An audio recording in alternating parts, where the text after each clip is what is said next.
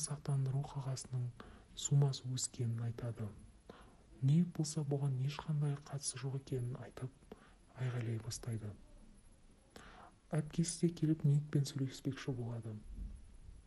Ол Никтен аяғы ауыр әйелінің өліміне айыптай бастайды. Ал Ник болса өзінің ұрығын клиникаға тапсырғанын және ол уақытылы бармаса жоятындығын айтып Эммиге айтқандығын айтады. Ал Эмми болса балалы болғысы келмейтіндігін айтады.